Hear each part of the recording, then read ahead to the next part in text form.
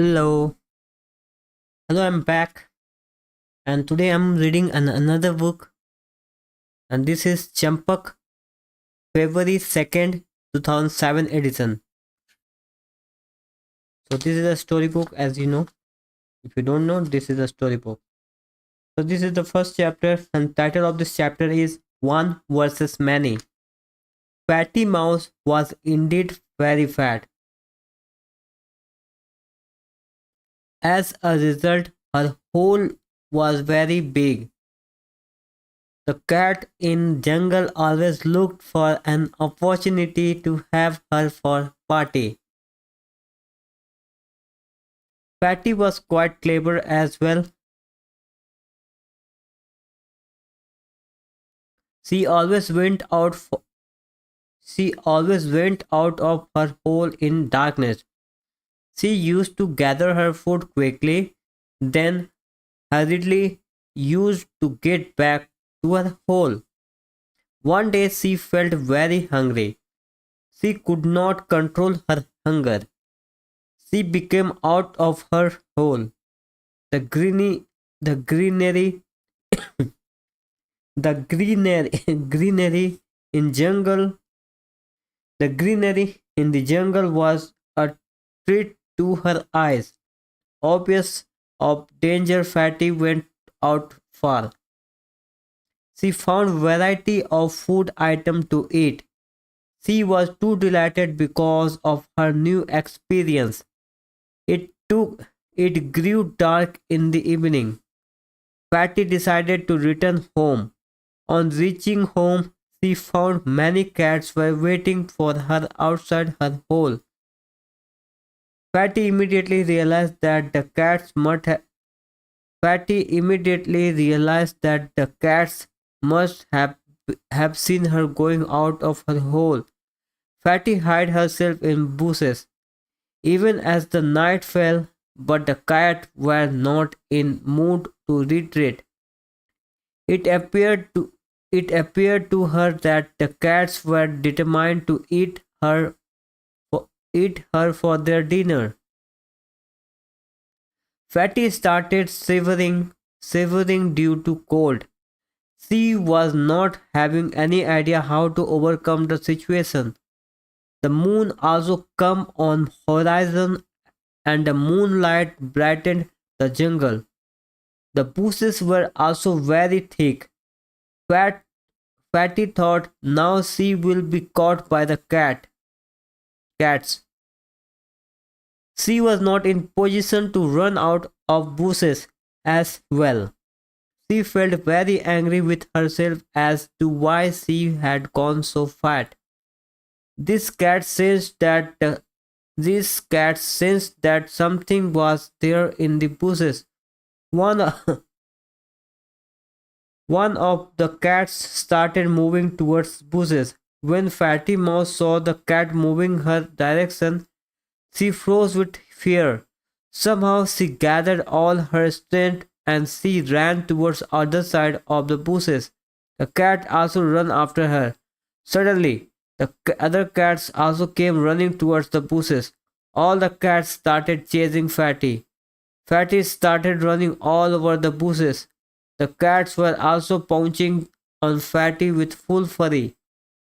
The cats were many in number and they were banging into one another.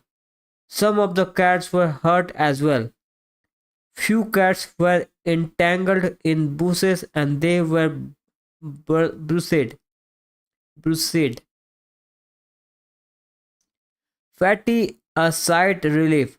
She started jumping. The cats were also jumping to catch her and keep banging.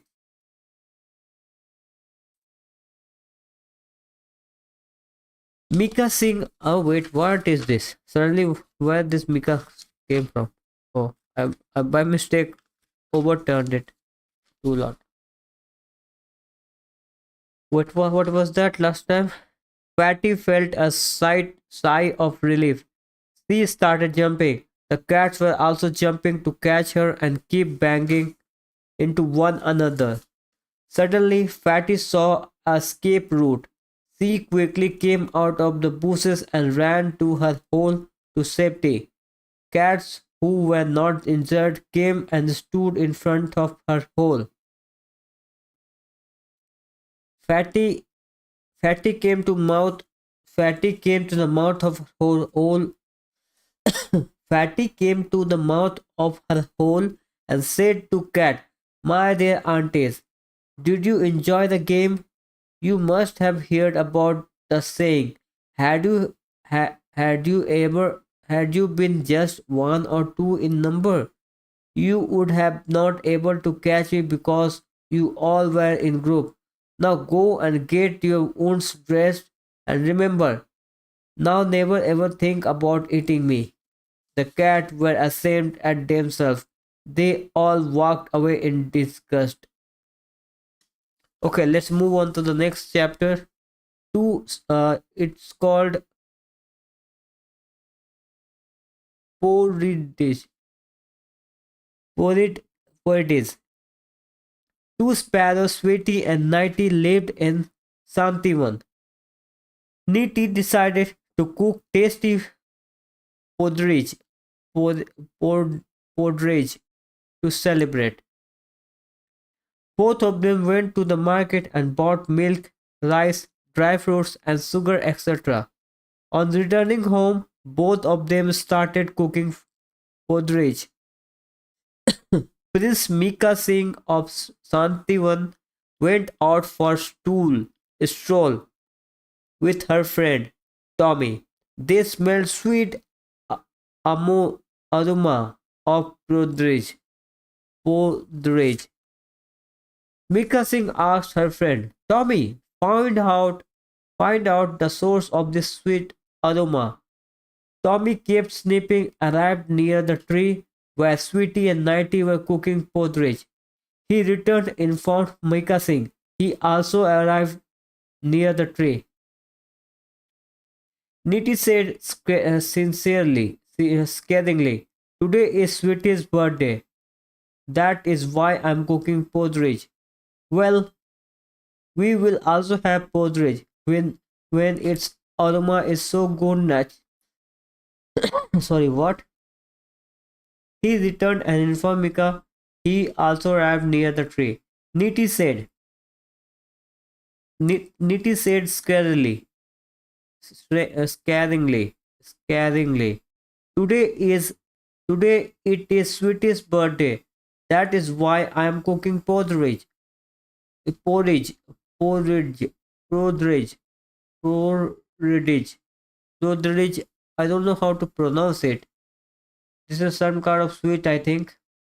We will also have porridge, porridge when its aroma when its aroma is so good.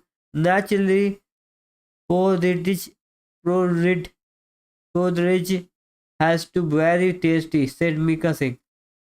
Sweetie and Neety became worried. They thought, "We have to invite trouble by cooking the porridge.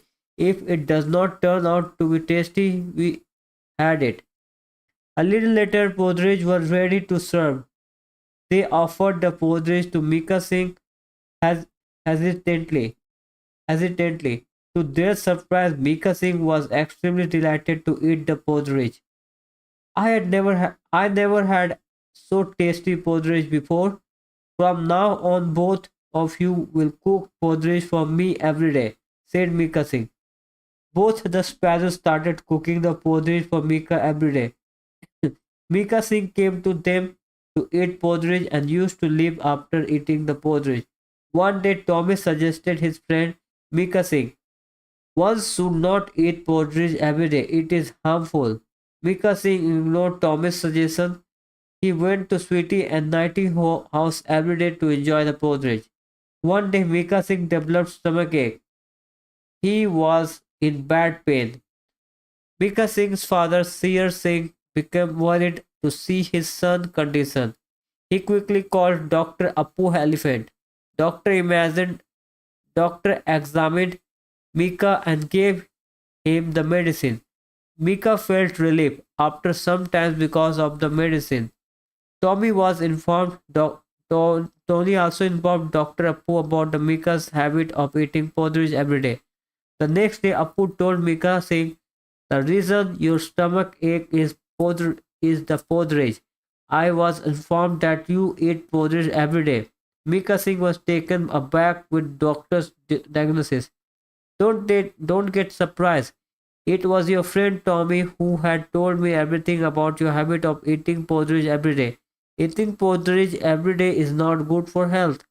The porridge has sugar, which is harmful for body. Your teeth can get affected due to eating sweet items. There is always a risk of developing diabetes because of consuming more sugar.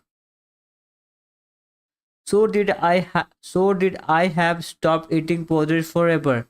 Asked Miga, who was visibly looking sad. No, forever. Sometimes you can have the porridge in moderate quality, said doctor. Okay, please allow me to have porridge tomorrow. Mika Singh. Why? Why is special about tomorrow? Asked the doctor. Tomorrow is my birthday. I will stop eating the porridge after the pod. I will stop eating porridge after eating the porridge, said Mika Singh. No, you cannot have porridge tomorrow, said the doctor. Oh boy. Mika Singh becomes sad. I will allow you to have porridge today, said doctor. I have to come to know from King's says Singh that your birthday is today. That is why I arranged special porridge for you. So eat porridge today. Porridge every day is harmful for health, said doctor. Mika Singh promised that he will not eat porridge daily. Okay, there's another story called Trio in a Soup. Miku Jackal was very happy. He hopped happily and reached his base. He found Tiku Wolf and Tony Fox sitting with their head down. For the past many days, they were not able to steal anything. They hardly knew anything to earn by putting in hard labor. Friends, don't sit with your heads down. Get ready. It is time to make life, announced Miku. What is the matter? Have you hit the jackpot? Said the fox and in a bad mood. I have a great news for you. You all will start dancing and singing, said Miku. What it could be.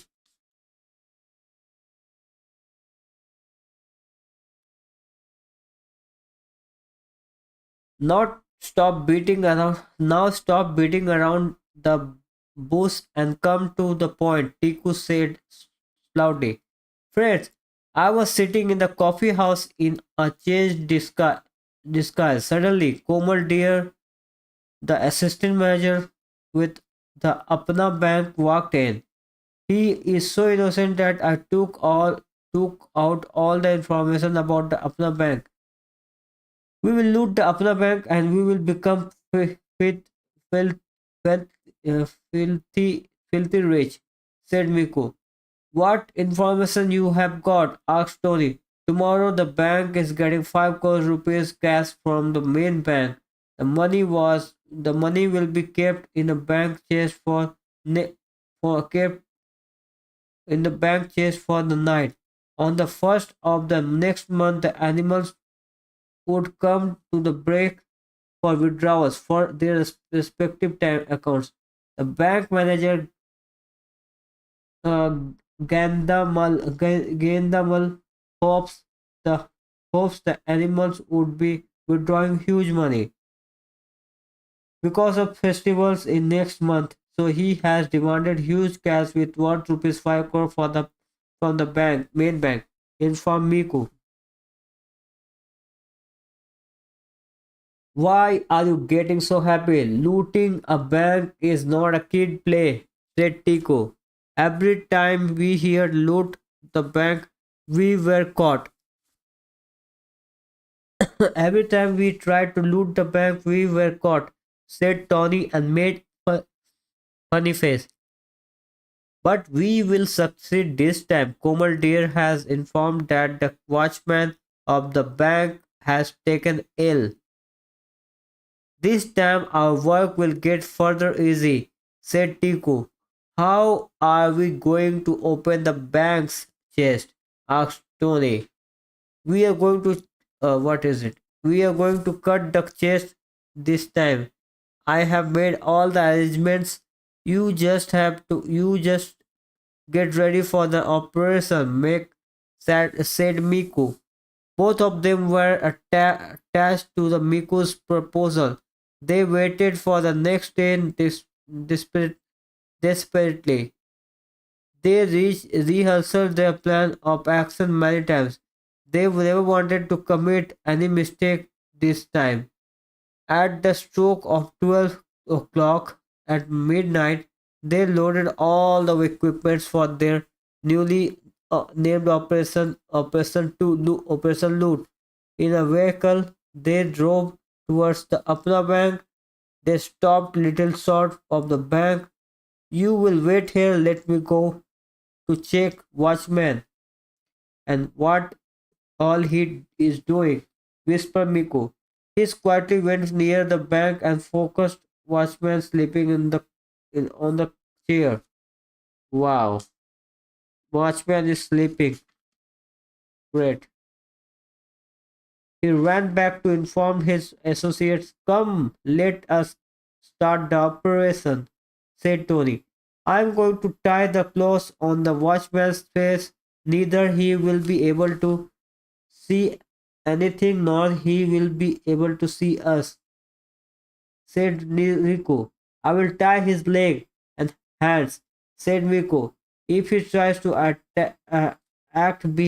brave, he will hit him hard with the stick on his head, said Tony as he displayed the stick in his hand. They tied the watchman's hand and muffled his face as well. The watchman showed no courage to resist them. He was pinned down.